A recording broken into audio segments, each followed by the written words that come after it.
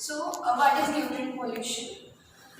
Nutrient pollution is the process where nutrients, in which that main is nitrogen and phosphorus, are added to water bodies, which will act as fertilizers for the growth of unwanted plants and algae, causing their excessive growth.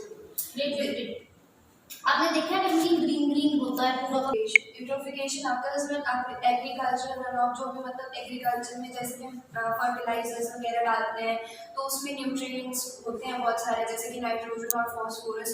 तो जब भी बारिश होगी या फिर खेतों में पानी दिया जाता है तो उससे अगर पानी ज़्यादा देर हो जाएगा बारिश की वजह से, या जैसे पानी देते हैं वो भी ज़्यादा हो जाएगा तो वो जो है वो रन हो जाता है और चलते जाता है जैसे भी, तो फिर वो कोई भी वाटर बॉडी में जाके मिल जाएगा। और वैसे जो सीवेज वाटर होता है वो भी बहुत गंदा होता है, उसमें डिटर्जेंट्स वगैरह होते हैं, जो डिटर्जेंट्स होते हैं उसमें भी नाइट्रोजन और फॉस्फोरस के कंटेंट्स प्रेजेंट होते हैं। फिर वो कहीं भी कोस्टल मरीन इकोसिस्टम्स में जाके मिक्सअप हो जाएंगे। उसके कुछ एग्जांपल्स हैं estuaries and salt marches, mangrove forest etcetera. तो जो न्यूट्रिएंट्स होते हैं वो प्लांट्स के लिए एसेंशियल होते हैं, जो मतलब वाटर बॉडीज के अंदर प्लांट्स हैं उसके लिए बहुत ज़्यादा एसेंशियल होते हैं न्यूट्रिएंट्स, क्योंकि उन्हें ग्रोथ करने के लिए चाहिए ही होते हैं। बट अगर वो मॉडरेशन में हो तभी, अगर वो एक्सेस में चले जाएंगे तो जो प्लांट्स होंगे वो बहुत ज़्यादा एक्सेसिव ग्रोथ कर जाएंगे और जो भी उनके ऊपर फीड करने वाले होते हैं वो उतना फीड तो नहीं कर पाएंगे, जितना वो फीड करते हैं उतना ही करेंगे। अगर वो ज़्यादा ग्रोथ हो जाएगी तो वो जो है उसका जो रेस्पिरेशन रेट होगा वो भी ज़्यादा बढ़ जाएगा और उसकी वजह से जो ऑक्सीजन लेवल होगा वाटर के अंदर वो बहुत ज़्यादा कम चला जाएगा। सारे के सारे एक्वेटिक जो भी ऑर्गेनिजम्स होते हैं उनके लिए, जैसे फिश वगैरह, फिर उसकी वजह से जब बहुत ज़्यादा ओवर ग्रोथ हो जाएगी वो एल्गल ब्लूम्स फॉर्म कर देते हैं, जो हमने फर्स्ट स्लाइड में देखा था वो, जैसे मैम ने बताया ग्रीन ग्रीन हो जाता है सारा। उसकी वजह से जो सनलाइट होती है वो भी ब्लॉक हो जाती है, तो वो सनलाइट नीचे जो प्लांट्स होते हैं उन तक नहीं पहुंच पाती। तो अगर प्लांट्स तक सनलाइट नहीं पहुंचेगी तो फोटोसिंथेसिस भी नहीं हो पाएगी, और फोटोसिंथेसिस नहीं होगी तो जो उन प्लांट्स के ऊपर जो फिशेज और जो कुछ भी फीड करता है वो सब कुछ जो है वो उनके लिए खाना नहीं बचेगा, तो वो भी अल्टीमेटली मर जाएंगे। और जो एल्गल ब्लूम्स होते हैं जैसे वो बने होते हैं, एक तो उनका रेस्पिरेशन रेट बहुत ज़्यादा होता है तो फिर उसमें भी वो ऑक्सीजन जो है कंज्यूम करते हैं। उसके बाद जब वो मर जाते हैं, मतलब कोई भी चीज़ बनी है तो मरेगी, तो जब वो उनकी डेथ हो जाती है उसके बाद जो मतलब डेड मैटर होता है उस पर जो बैक्टीरियाज होते हैं वो फीड करते हैं उनको डिकम्पोज करने के लिए। वो भी जो होता है ऑक्सीजन जो वाटर में डिजॉल्व ऑक्सीजन प्रेजेंट होती है उसको यूज़ कर लेते हैं। तो उसकी वजह से जो बीओडी होता है, बायोलॉजिकल ऑक्सीजन डिमांड, वो भी बहुत ज़्यादा मतलब कम हो जाती है। उसकी वजह से भी फिशेस के लिए इतनी ज़्यादा ऑक्सीजन नहीं बच पाती कि वो रेस्पिरेशन करें अच्छे से, तो उसमें भी उनकी डेथ होती है। Now causes of nutrient pollution. जो न्यूट्रिएंट पोल्यूशन होती है उसके कुछ फैक्ट्स हैं, ये जो फॉस्फोरस और नाइट्रोजन होते हैं मेन न्यूट्रिएंट्स होते हैं जिनकी वजह से वो होती है। तो जो फॉस्फोरस है वो 1940 से लेके अभी तक 18 टाइम्स इंक्रीज कर गया, और नाइट्रोजन जो है वो वाटर बॉडीज के अंदर 6 टाइम्स इंक्रीज करके गया है, जो कि अगर हम उसको ऐसे कंपैरिजन में देखें तो वो ट्रिपल हो चुकी है जो फॉस्फोरस का अमाउंट है, और नाइट्रोजन का वो डबल हो चुका है। जो ह्यूमन पॉपुलेशन बढ़ रही है उसकी वजह से भी बहुत ज़्यादा जो है न्यूट्रिएंट पोल्यूशन हो रहा है, क्योंकि जितने ज़्यादा ह्यूमन्स होंगे उतनी ज़्यादा उनकी रिक्वायरमेंट्स होंगी, उतना ही ज़्यादा वो सब कुछ चीज़ें यूज़ करेंगे, चाहे वो लॉन्ड्री के लिए डिटर्जेंट्स वगैरह हो या कोई भी चीज़ें जो भी हम नॉर्मल डेज में यूज़ करते हैं। और उसकी वजह से ज़्यादा पॉपुलेशन है तो फूड डिमांड जो होगी वो भी बढ़ जाएगी। फूड डिमांड बढ़ेगी तो जितनी ज़्यादा फूड डिमांड बढ़ेगी उतनी ज़्यादा लाइफ स्टॉक एक्टिविटीज़ बढ़ेंगी, तो वो उतने ज़्यादा उसमें न्यूट्रिएंट्स वगैरह फर्टिलाइजर्स ऐड करेंगे, तो फिर वो सेम प्रोसेस हो जाके रिवर्स वगैरह में ऐड हो जाएगा। फर्स्ट जो मेन रीजंस है मैंने वो यहाँ पर डिस्कस किए हैं। वो फर्स्ट है एग्रीकल्चर, जो भी मतलब मैंने बताया फर्टिलाइजर्स में नाइट्रोजन और फॉस्फोरस प्रेजेंट होता है, तो जैसे ही वो मतलब पानी के साथ बह के रिवर्स में जाके मिल जाता है, उसमें जो लाइफ स्टॉक ऑपरेशंस होते हैं जैसे कि जो भी मतलब लाइफ स्टॉक ऑपरेशन हुए कि क्रॉप उगाने के लिए स्टार्टिंग से लेके एंड तक, मतलब जहाँ से क्रॉप उगी और जहाँ पे उसको जाके मतलब जैसे बड़े बड़े स्टोरेज हाउसेस होते हैं वहाँ तक जाने तक जितने भी ऑपरेशंस किए जाते हैं उनको लाइफ स्टॉक ऑपरेशंस कहते हैं। तो उसके लिए ग्रोइंग वगैरह, फर्टिलाइजेशन, जो भी मतलब उसमें फर्टिलाइजर्स ऐड करेंगे, सब कुछ उसी में आ जाता है। ट्रांसपोर्टेशन में भी जो मतलब जितने ज़्यादा क्रॉप्स होंगे उतने ज़्यादा उनके लिए ट्रांसपोर्टेशन के लिए व्हीकल्स लगेंगे, तो उससे भी जो है वो एयर में चला जाएगा सब कुछ, तो वो भी उसको इफेक्ट करेगा। अगर वेस्ट वाटर में होता है failure of municipal sewer and septic systems to remove nitrogen and phosphorus from urban waste. मतलब जितना भी जो हमारे पास सीवेज वाटर होता है उसमें नाइट्रोजन और फॉस्फोरस का जितना भी कंटेंट होता है, जो म्यूनिसिपल कॉर्पोरेशन होती हैं वो उसको उतने अच्छे तरीके से ट्रीट नहीं कर पाती कि वो बिल्कुल अच्छे तरीके से उसको ख़त्म कर दें उस पानी में से, जिसकी वजह से उस पानी में से स्मेल भी आती है। अगर उसमें से अच्छा नहीं होता, उसका टेस्ट भी नहीं अच्छा होगा पानी का, और उसमें से कॉलोर भी आएगी। In the discharge of untreated and inadequately treated water and waterways increase in nitrogen and phosphorus। अगर मतलब भाई अगर उसमें से नहीं होगा अच्छे से वो ट्रीट, तो फिर वो कहीं ना कहीं जाके रिवर्स में या फिर ओशंस में, रिवर्स ओशन में मिल जाएगी, तो वो अल्टीमेटली पानी के अंदर चला ही जाएगा कहीं ना कहीं तरीके से। और डिटर्जेंट्स और क्लीनिंग एजेंट्स होते हैं वो लॉन्ड्री में यूज़ करते हैं, उससे भी उसमें होता है फॉस्फोरस और नाइट्रोजन। और कई लोग होते हैं जैसे जो गरीब लोग होते हैं, जो जैसे वो झुग्गी झोपड़ी वाले लोग होते हैं, वो रिवर्स के पास रहते हैं तो वो वहीं पे नहाते हैं, वहीं पे अगर उनके जानवर होते हैं उनको भी वहीं नहाते हैं, और कपड़े भी उधर ही धोते हैं। तो वो जितना भी डिटर्जेंट और सोप वगैरह जो कुछ भी होता है वो सारा उस पानी के अंदर चला जाता है, और वहीं से वो फ्लो करते करते आगे जाता रहता है। बायो वेस्ट जो भी होता है, गार्डन में भी फर्टिलाइजर्स यूज होते हैं, और बायो वेस्ट जो मतलब हमारे पील्स वगैरह होते हैं, छिलके हो गए सब्जी के, फ्रूट्स के, उन सब में भी जो भी वो भी मीथेन वो करते हैं, और उनसे भी गैसेस करती हैं जो कि न्यूट्रिशन को इफेक्ट करती हैं। फॉसिल फ्यूल्स जो manufacturing, transportation, electricity generation, agriculture, बहुत सारी जगहों में यूज़ होते हैं, सभी को पता है। पर जो फॉसिल फ्यूल्स होते हैं जब वो बर्न होते हैं तो उसमें से जो गैसेस निकलती हैं वो नाइट्रस ऑक्साइड्स होती हैं। तो नाइट्रस ऑक्साइड्स और अमोनिया जो वो बहुत ज़्यादा मतलब एयर में तो नाइट्रोजन प्रेजेंट होती है, सब मतलब एयर का बहुत बड़ा पार्ट होता है नाइट्रोजन, सबको पता है।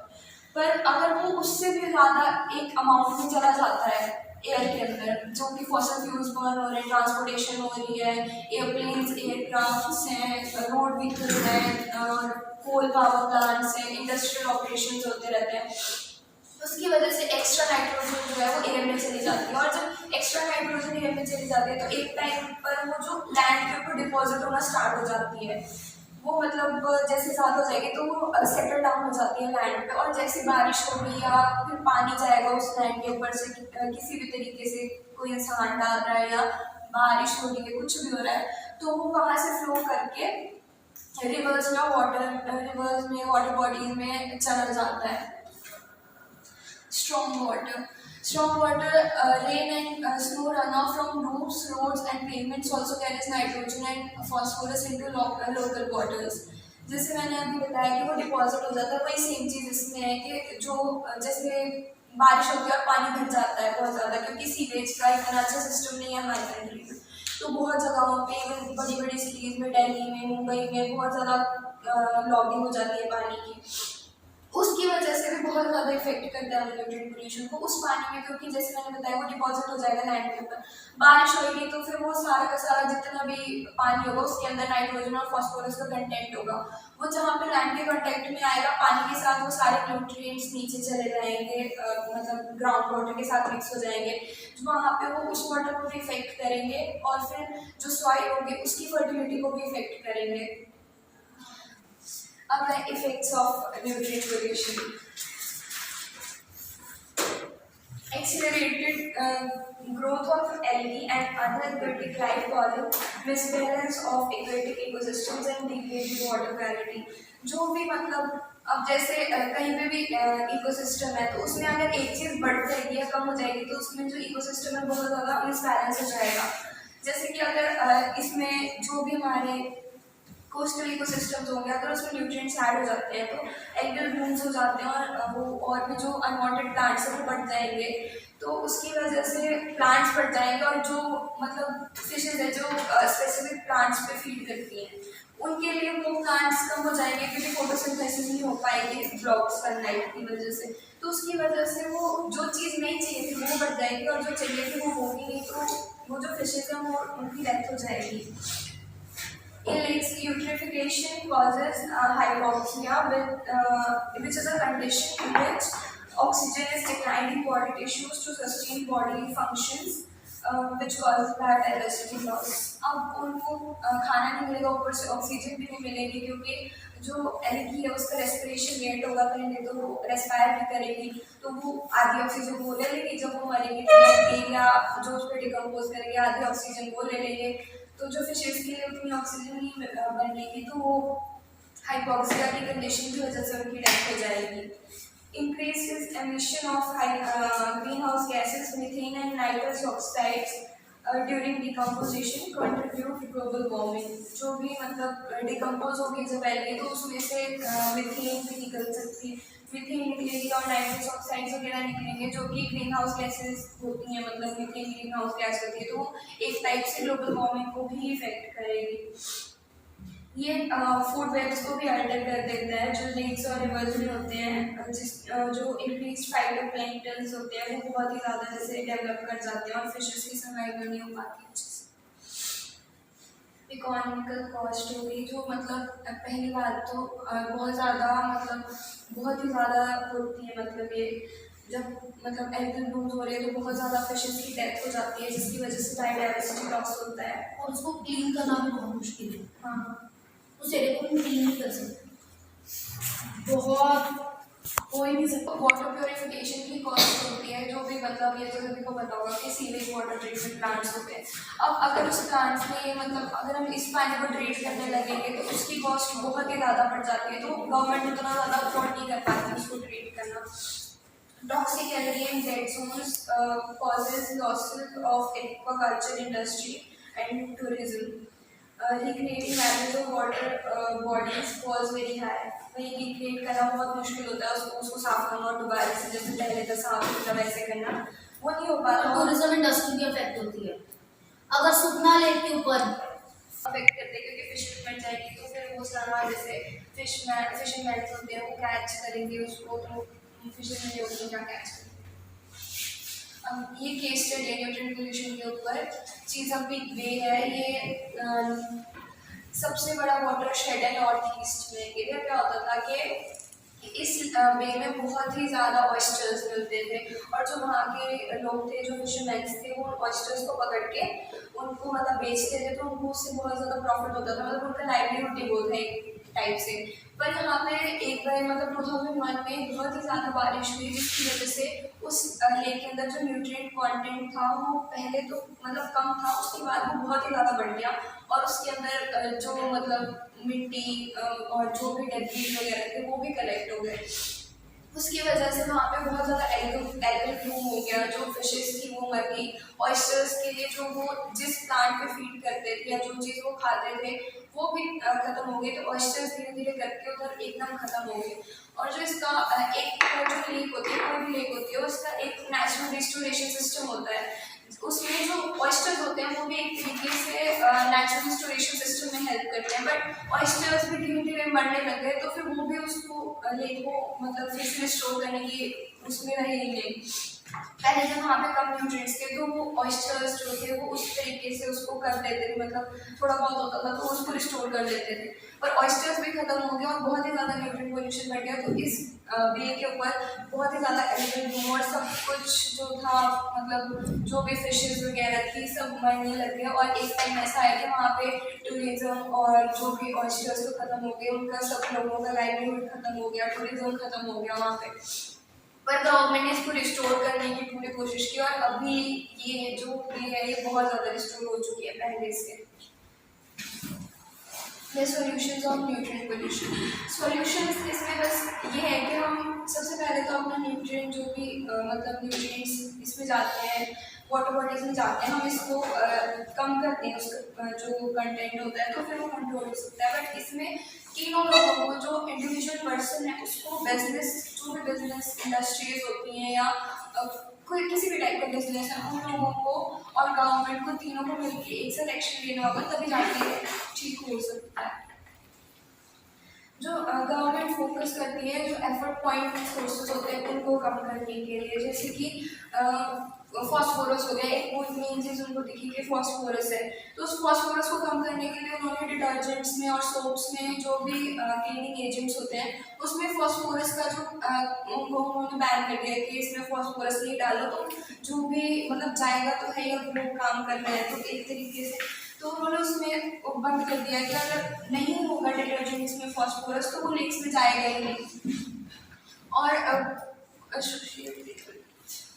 जो फॉस्फोरस है वो mines is also associated with operation of mine in factories and various activist, so जो उसकी वजह से वाटर क्वालिटी जो है कम हो जाती है। तो इसमें बिजनेसमैन जो होते हैं उनको भी काम करना पड़ेगा, क्योंकि जो इंडस्ट्रीज होती हैं वो अब गवर्नमेंट ने तो बैन कर दिया, अब जो इंडस्ट्रीज होती हैं वो भी उनको खुद से मतलब वो करना होगा ना, पर होता है ना कहीं वो करते हैं कि मतलब बैन तो हो गया पर वो किसी न किसी तरीके से अपनी कॉस्ट कम करने के लिए उसमें कुछ ना कुछ ऐड कर देते हैं अल्टरनेटिव्स।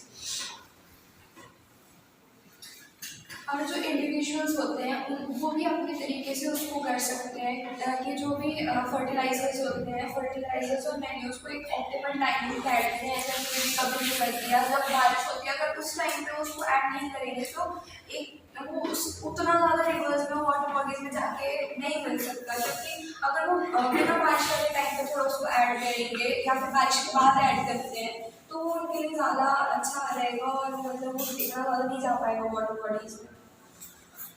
और बाकी हम लोग ये कर सकते हैं कि फॉस्फेट फ्री क्लीनिंग सोप्स और लॉन्ड्री सोप्स, शैम्पूज वगैरह यूज़ करें, ताकि वो उतना ना हो उसका कंटेंट उस पानी के अंदर है। कि हम कैसे इसको रिस्टोर कर सकते हैं एक इकोसिस्टम को, एक्वेटिक इकोसिस्टम्स, जिसके इफेक्ट्स होते हैं बहुत ज़्यादा लॉन्ग टर्म होते हैं, जैसे कि जो एक बार मतलब न्यूट्रिएंट्स जो है वो ऐड हो जाते हैं पानी के अंदर, तो ऐसा नहीं कि भाई अगर हम उसको कुछ करेंगे तो वो एकदम से खत्म नहीं हो सकते, वो बहुत ज़्यादा लंबे टाइम तक उस पानी के अंदर रहते रहता है। अगर हम कुछ भी कर लेंगे तो तब भी उसके अंदर रहेंगे, तो हमें ये करना पड़ेगा सबसे पहले तो हम उसको कम करें, जितना उसमें ऐड हो रहा है वो कंटेंट उसको कम करेंगे तो एक सोल्यूशन वो हो सकता है। जैसे और वो मतलब उस पानी को पी भी सकते हैं अगर हम उसको यूज करें उसके बाद। नेक्स्ट टॉपिक है endocrine disrupting chemicals. Endocrine system is a network of glands and organs that produce, store, and secrete hormones. When functioning normally, the endocrine system works with other systems to regulate the body's healthy development and function throughout life. Endocrine disrupting chemicals are substances in the environment, food sources, personal care products, and manufactured products that interfere with the normal functions of the body's endocrine system. Endocrine system सभी की body में present होता है, जो hormone secrete करता है और store भी करता है। और अगर एंडोक्राइन सिस्टम अगर मतलब नेचुरल जैसे हमारी बॉडी में काम कर रहा है, अगर वो वैसे ही काम करता रहे तो वो हमारी बॉडी के लिए डेवलपमेंट में और अच्छे से फंक्शन करने में हेल्प करता है throughout our life. But जो एंडोक्राइन डिसरप्टिंग केमिकल्स होते हैं वो जो उस हमारा नेचुरल एंडोक्राइन सिस्टम है उसको एक मतलब डिस्टर्ब कर देते हैं, और वो हर एक चीज़ में प्रेजेंट होते हैं, जो कॉस्मेटिक्स होते हैं, पर्सनल केयर प्रोडक्ट्स होते हैं और जो भी मैन्युफैक्चर्ड प्रोडक्ट्स होते हैं मैक्सिमम सब में प्रेजेंट होते हैं।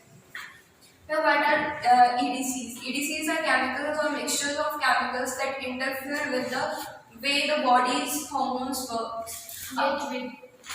This is a topic. Body में प्रेजेंट होता है और एक नेटवर्क होता है ग्लैंड्स का, जो कि हमारी बॉडी में ऑर्गन्स में ग्लैंड्स हार्मोन्स प्रोड्यूस करता है और उनको स्टोर करता है। तो जो एंडोक्राइन डिस्टर्बिंग केमिकल्स होते हैं वो उस सिस्टम को, जो हमारी बॉडी के अंदर नेचुरल एंडोक्राइन सिस्टम है, उसको डिस्टर्ब कर देते हैं और जो वो हार्मोन्स प्रोड्यूस कर रहे हैं चाहे तो उसकी क्वांटिटी को कम कर देते हैं या ज़्यादा कर देते हैं या फिर हमारी बॉडी को बहुत ज़्यादा सेंसिटिव बना देते हैं किसी एक पर्टिकुलर हार्मोन की सिक्रीशन के लिए। तो इसी चीज़ होते हैं वो केमिकल्स होते हैं जो EDCs होते हैं वो केमिकल्स हो सकते हैं या फिर कुछ केमिकल्स के मिक्सचर्स हो सकते हैं जो हमारी बॉडी के जो हार्मोन्स जिस टाइप से वर्क कर रहे हैं उसमें इंटरफेयर करके उसको अल्टर कर देते हैं। जो कुछ होते हैं कुछ EDCs ऐसे होते हैं जो हार्मोन्स को मिमिक कर देते हैं, जैसे कि हमने लॉक-इन की मेथड पढ़ा था +2 में। उसमें क्या होता है कि अगर कोई ऐसा है, कोई हार्मोन ऐसा है तो उसके साथ जो हार्मोन जाके अटैच होगा वो ऐसा तो ऐसे अटैच हो जाएगा। तो ये क्या करेंगे उस हार्मोन के जैसा जो ये वाला है ना ये अटैच होगा इधर जाके, तो इसके जैसे शेप ले लेंगे और इसके साथ जाके अटैच हो जाएंगे, पर असली में जो हार्मोन आके अटैच होना था वो तो वो नहीं होगा। तो जो हमारी बॉडी को उसके बाद जो एक्शन लेना था उस हार्मोन के वहाँ अटैच होने के बाद वो एक्शन हमारी बॉडी नहीं लेगी। और कुछ EDCs होते हैं वो ब्लॉक कर देते हैं नेचुरल हार्मोन्स की जो जॉब होती है उसको, वो बॉडी के अंदर जो हार्मोन्स की अमाउंट होती है चाहे तो उसको बढ़ा देते हैं चाहे कम कर देते हैं। और अगर हमारी बॉडी को कोई भी हार्मोन चाहिए तो अगर उसकी अमाउंट कुछ मतलब स्पेसिफाइड अमाउंट से ज़्यादा होगी तो भी वो हमारी बॉडी को बैड इफेक्ट करेगा, और अगर जितनी चाहिए उससे कम होगी तो भी वो बैड इफेक्ट करेगा हमारी बॉडी पे। जो EDCs होते हैं वो ऐसा कर देते हैं हमारी बॉडी को कि हमारी बॉडी सेंसिटिव हो जाती है किसी पर्टिकुलर हार्मोन के लिए, तो जैसे कि कुछ उसकी वजह से एलर्जीज वगैरह भी हो सकती हैं अगर वो हार्मोन निकलता है। Endocrine disruptors are also found in synthetic chemicals used as industrial solvents, lubricants and their byproducts. कोई भी इंडस्ट्रियल सॉल्वेंट्स होते हैं जो कि मैकेनिकल वर्क्स में भी यूज होते हैं, जैसे मोटर वगैरह उनके बीच में जैसे इंजन ऑयल्स हो गए या किसी भी टाइप के लुब्रिकेंट्स हो गए या फिर उनके बाय प्रोडक्ट्स उनमें प्रेजेंट होता है। उसमें कुछ polychlorinated biphenyls, polybrominated biphenyls and endocrine system को डिस्टर्ब कर सकते हैं, जैसे कि cadmium, mercury, arsenic, lead and manganese and zinc. और कुछ जो कंज्यूमर प्रोडक्ट्स होते हैं like cosmetics, personal care products जैसे कि मॉइस्चराइजर्स हो गए या वैसे लिप बाम्स वगैरह, क्लीनर्स हो गए, क्लीनर्स जो जैसे कि वो आते हैं ना मेकअप साफ करने के लिए, वाइप्स पता नहीं वो क्या आता है, मिसलर बॉडी प्रोडक्ट्स होते हैं जिनमें मतलब अच्छी स्मेल आएगी उनमें सबसे ज़्यादा प्रेजेंट होते हैं। इसलिए ये वो केमिकल्स होते हैं जो हमारे endocrine EDCs can disrupt many different hormones, which is why they have been linked to numerous adverse human health outcomes, including alterations in sperm quality and fertility, abnormalities in sex organs, endometriosis, early puberty, altered nervous system function, immune function, certain cancers, respiratory problems, metabolic issues, diabetes, obesity, cardiovascular problems, growth, neurological and learning disabilities and more. तो sensitive Windows of development जो fetal होता है, अगर कोई pregnant lady है अगर उसको high EDC expose हो जाता है तो उसकी वजह से क्या होता है जो EDCs होते हैं वो प्लेसेंटा को क्रॉस करके फीटस के अंदर जो है मतलब कंसंट्रेट हो जाते हैं, जिसकी वजह से उसमें बहुत सारी प्रॉब्लम्स आ सकती हैं।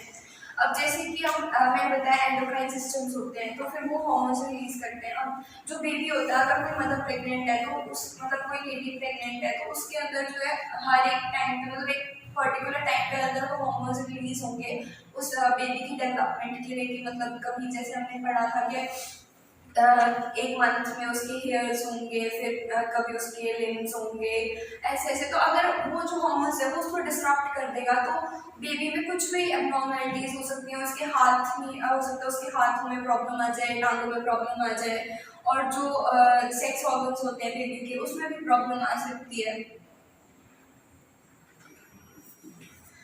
हाउ वी आर एक्सपोज, अब हम हर तरीके से एक्सपोज हैं क्योंकि पर्सनल केयर सभी लोग यूज़ करते हैं, मॉइस्चराइजर्स तो मतलब ऐसी चीज़ें लड़के लड़कियां सभी यूज़ करते हैं, मॉइस्चराइजर्स वगैरह उसमें भी है, कॉस्मेटिक्स हो गया लड़कियां सभी यूज़ करती हैं उनमें। अब causes of endocrine disrupting chemicals, industrial chemicals and pesticides can leach into the soil and ground water that make their way to the food chain by building up in fish, animals and people.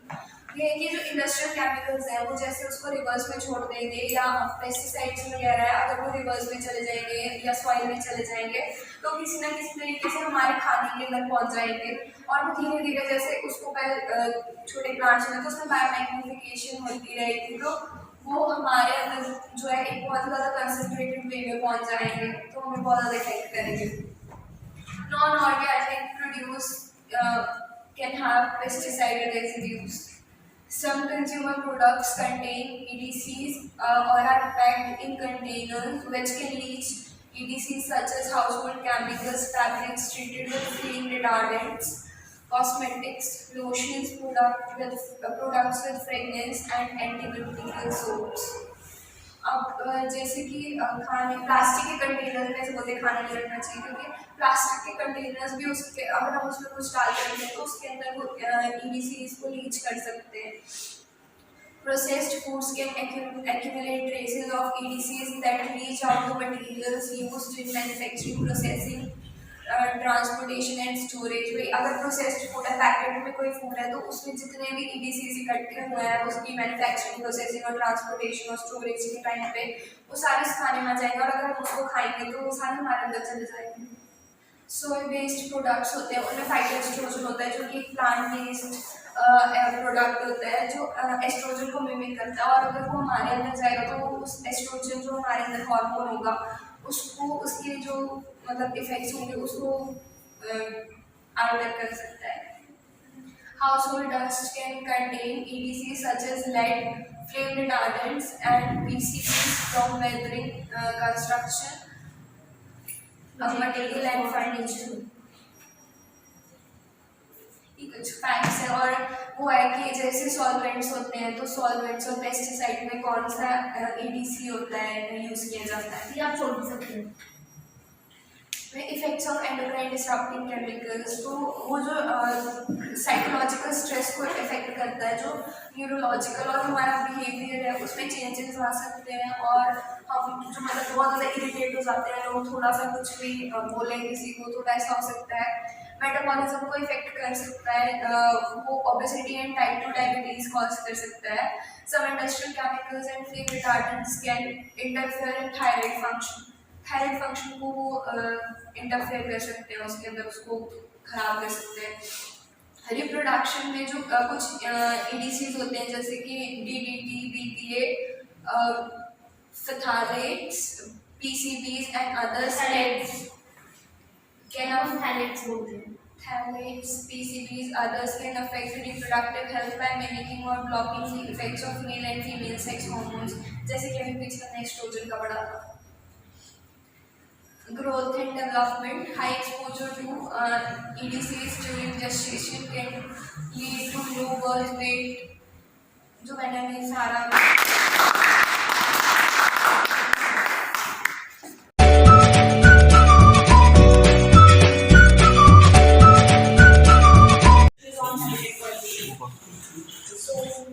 This is a form of destruction occurred by pollution that habitat to destroy because it changes the climate and air, water and land, which cause atmospheric and previously inhabited the site are displaced or died thereby reducing biodiversity and species abundance. Habitat loss are of three types, caused by habitat destruction, habitat degradation and habitat fragmentation. In habitat destruction occurs when natural habitats are no longer able to support the species present, resulting in the displacement or destruction of its biodiversity. Example including harvesting fossil fuels, deforestation, degrading rivers, bottom trawling, urbanization, falling wetlands, and moving fields. Next is habitat degradation. A degraded habitat may remain intact, but its degraded state may render it applicable of functioning properly and lead to species extinction or migration. The main cause of habitat degradation is pollution, invasive species, agriculture development, diminished resources, such as alternating the intensity and frequency of fires in an ecosystem, degraded that they no longer support special separation of habitats from a previous state or greater community. The cutting up of habitats into fragments is mainly caused by agricultural land conservation, urbanization, dams, water diversion, pollution, invasive species, and deforestation, but can also caused by geological process that slowly after the layout of the physical environment. According to NWF, these fragments of habitat may not be large or connected enough to support species that need a large territory in which to find mates and food. The loss of fragmentation of habitat make it difficult for migratory species to find places to rest and feed along their migration routes, or to even make it cross these ancient and essential trifluorinated hydrocarbons. The definition of hydrocarbons: the compounds containing only carbon and hydrogen in their molecules are called hydrocarbons. Hydrocarbons are formed by the incomplete combustion of fuel used in automobiles. They harm plants and cause aging, breaking down of tissues, and shedding of leaves, flowers, and twigs. Conservative pollutants. Hydrocarbons containing chlorine, fluorine, bromine, or iodine differs from petroleum hydrocarbons not degraded by chemical oxidation or by bacteria. Low molecular weight compounds, for example, dichloroethane, furangs, etc. Freons. High molecular weight compounds, for example, DDT, drains, or PCBs. Fluorinated hydrocarbons. Fluorinated hydrocarbons are chemicals made up of elements carbon and hydrogen at the combine of the hydrocarbon part of the molecule and chlorine atoms substituted for hydrogen, where a hydrogen atom is normally bonded to a carbon atom. मतलब Ocean interfaces and human impacts. Some chlorinated hydrocarbons, such as industrial chemicals, PCBs, and chlorinated pesticides, such as DDTs, are considered pollutants because they entered the environment, including the ocean, in the 1940s to 1970s and become distributed globally by atmospheric and ocean transport process, resulting in these chemicals being detected in deep ocean water, sediments, and organisms. Regulation in developed countries curtailed or banned their production and use by the mid-1970s. However, the continued presence of these chemicals already released to the environment is of concern. High concentrations are found in certain areas of the coastal ocean and past accumulations in surface sediments that leak back to the overlying water and taken up by the various organisms and continue to be the environmental concern. A special concern is accumulation of these chemicals in the blubber of acidic marine mammals, which is consumed by the Inuit.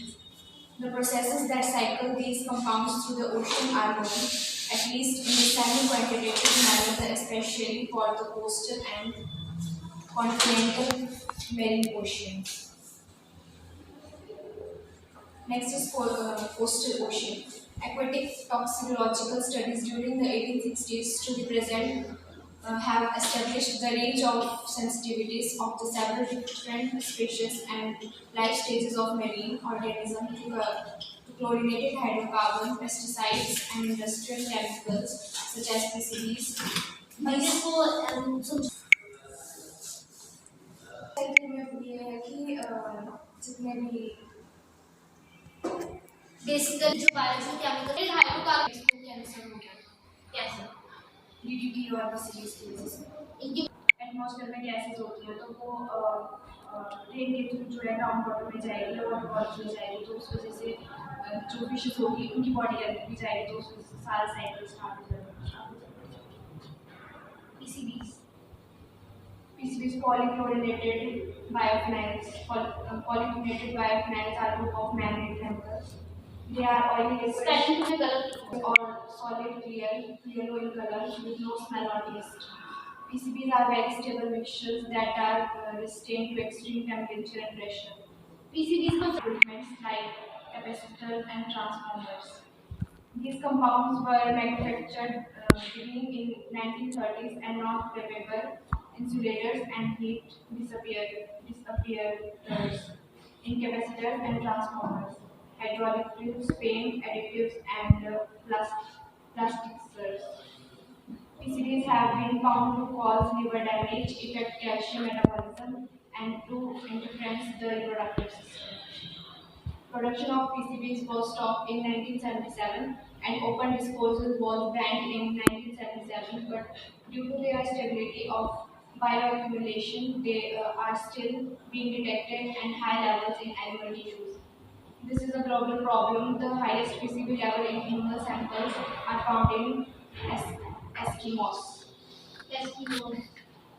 Eskimos topic are you guys? Habitat pollution.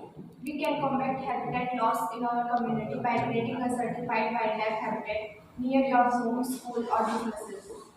Plant native plants and put out a water source so that you can provide the food, water, cover, and place to raise young that wildlife needs to survive. How to reduce exposure? Unless you live near an industrial or agricultural site, contaminated with PCBs or DDT, your greatest source of exposure to these chemicals is likely to be food. While you cannot completely avoid these chemicals in your diet, you can make some choices that will help you reduce your exposure to them.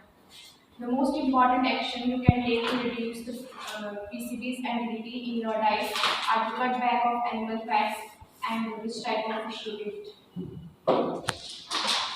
That was